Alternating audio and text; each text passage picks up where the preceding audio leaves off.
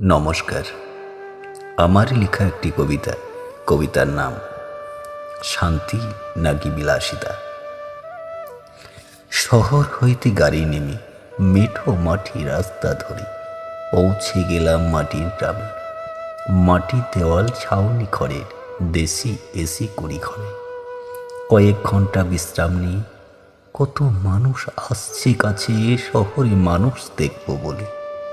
শরীর তাদের রুক্ষ, পরনে ছিন্ন পোশাক, মনের মধ্যে সরলতা, এরাই তো অন্যের জন্মদাতা।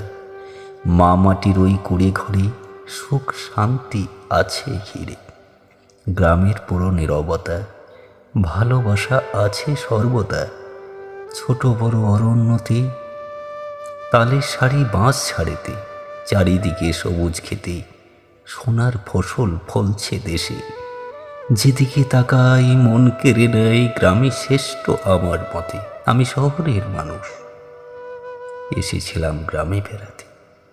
গ্রামের এ সকল ভালোবাসা, সিক্ত শীতল হাওয়া, নেই কোনো শব্দবাজি, সর্বদা নীরবতা আমাকে মুগ্ধ করে তুলেছে।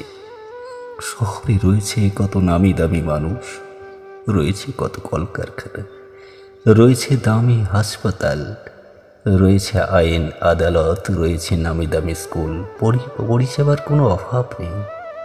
এত কিছু থেকেও মন টেকে না আমার শহরেতে। তাই তো এসেছি ছুটি তোমাদের গ্রামেতে। পারো না কি তোমরা আমায় একটুখানি জায়গা দিতে? একাই তো আমি, কেউ তো নেই আমার সাথে। পারো না কি তোমরা আমায় একটুখানি জায়গা দিতে?